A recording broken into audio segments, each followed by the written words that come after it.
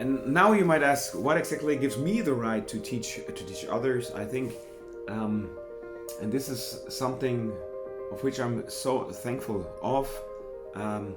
I'm a teacher. I'm teaching people because I was a learner. I am a learner, and I was a learner all of my life. I'm very thankful for the time of being in school, but I always compare the sustainability of what I've learned in the following way. While I was in school, I learned this much. While I did my studies at the police university, police academy, I learned this much. While I was doing my bachelor's and my master's degrees, I learned this much. And while I was doing my PhD, I learned this much. But afterwards, I really found out what learning really means, and it's an ongoing story. As Paul would say, it's not that I have grasped it, a difficult word.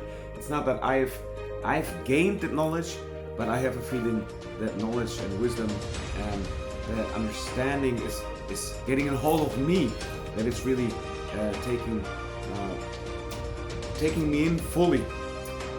I'm deeply desiring to understand philosophy, because as one of my professors always said, if it's new, it's not true.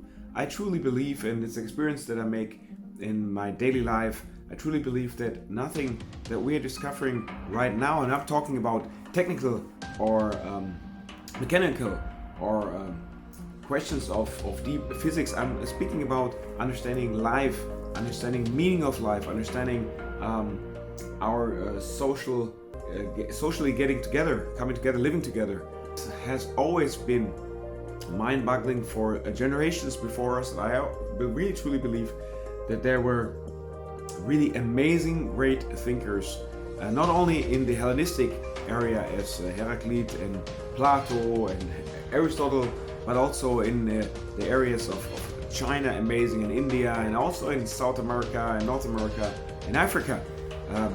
I think if it's new, it's not true. I really truly believe that there's so much wisdom to gain by really diving into the philosophers of all times deeply, but also truly into the thinking of the philosophers in our time. So my goal is to connect philosophy, especially with sociology, which was very early in the development of sciences, then also psychology and the newest neurosciences, just to get all of the knowledges, all of the wisdom that is impacted in there, all of the insights, to just understand the cybernetics and the networks of all of this knowledge, and to understand what kind of implication this knowledge has, especially for our daily life.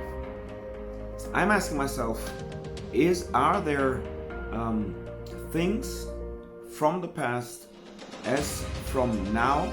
Are there things emerging right now from the future or in the future that could really help us understand how to live life good and how to live life better?